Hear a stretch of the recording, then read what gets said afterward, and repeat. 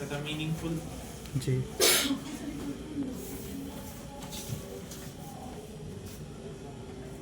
Start. ये क्या नाम हुआ आपका एक बार आयुष बताइए? गिरी। आयुष गिरी। स्टार्ट करिए आयुष। All the best. शहीदे आजम भगत सिंह 1907 वही साल जब उस देशभक्त का जन्म हुआ जो आगे चलकर शहीदे आजम कहलाने वाला था। शहीदे आजम कहलाने वाला था। जरा गौर फरमाइएगा। पढ़ने में था तेज बहुत और क्रांतिकारी सा जज्बा था। आंखों में थी आग भरी और जुबा पे बस इनकलाब ही रहता था। जुबा पे बस इनकलाब ही रहता था। 12 साल का नादान था वो जब जालियांवाला बाग देखा। कि 12 साल का नादान था वो जब जालियांवाला बाग देखा।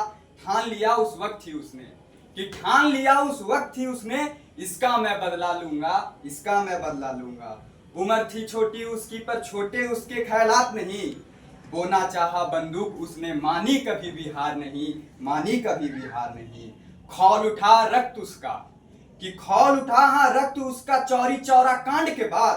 बोले अब लड़ना पड़ेगा गरम दल से जुड़ने के बाद। गरम दल से जुड़ने के बाद 18 के ही उम्र में उन्होंने 18 के ही उम्र में उन्होंने दिया काकुरी कांड को अंजाम।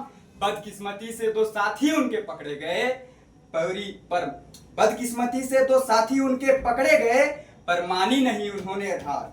फांसी पे उन्हों की कहते हैं भगत सिंह ने एक अनोखी बात कि सरफरोशी की तमन्ना अब हमारे दिल में है। सरफरोशी की तमन्ना अब हमारे दिल में है। देखते हैं जोर कितना बाजुओं का दिल में है। देखते हैं जोर कितना बाजुए का दिल में है। लिख के अनेक बातें वो थे क्रांति सब में फैला रहे। गए पकड़े वो इस काम के लिए पर थे दूसरी खेल वो रचा रहे। थे दूसरी खेल वो रचा रहे। हुआ देहांत जब उनकी आंखों के सामने हुआ देहांत जब उनकी आंखों के सामने उनके गुरु समान लाला लाजपत राय का बदला पूरा किया उन्होंने बदला पूरा किया उन्होंने करके हत्या संडास का।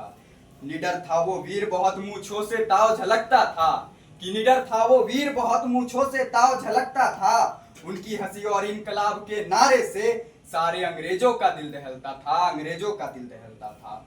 फ्रेंच रिवॉल्यूशन से प्रभावित हो उसने एक बॉम्ब बना डाला फ्रेंच रिवॉल्यूशन से प्रभावित हो उसने भी एक बॉम्ब बना डाला और सेंट्रल असेंबली में उसने बहरों को धमाका सुना डाला। बहरों को धमाका सुना डाला। 23 साल का वो लड़का देख मौत अपनी खुद रचा रहा था 23 साल का वो लड़का देख मौत अपनी खुद रचा रहा था। इनकलाब जिंदाबाद के नारे और मार दे सीने पे गोली चिल्ला रहा था। मार दे सीने पे गोली चिल्ला रहा था। निडरता की क्या बात करूं वो जज के आगे भी ठहाके लगा रहा था। जेल में भी आजाद था वो जेल से भी क्रांति फैला रहा था। त्याग दिया अनर्जल को भी फिर भी मुस्कुराता था। देख के उसके पागलपन को फिरंगी खौफ खाता था। फिरंगी खौफ खाता था। 23 मार्च की रात वो काली इतिहास में भी लिखा गया।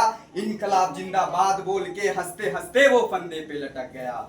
आजादी का वो सेनानी आजादी को ही दुल्हन माना था आजादी का वो सेनानी आजादी को ही दुल्हन माना था।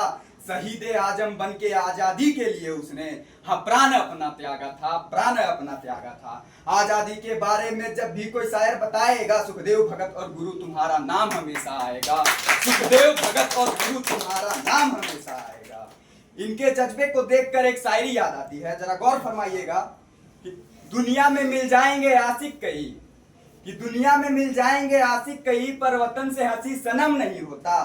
हीरो में सिमटकर सोने से लिपटकर हीरो में सिमटकर सोने से लिपटकर मरते हैं कई पर तिरंगे से खूबसूरत कफन नहीं होता। तिरंगे से खूबसूरत कफन नहीं होता। जय हिंद जय भारत।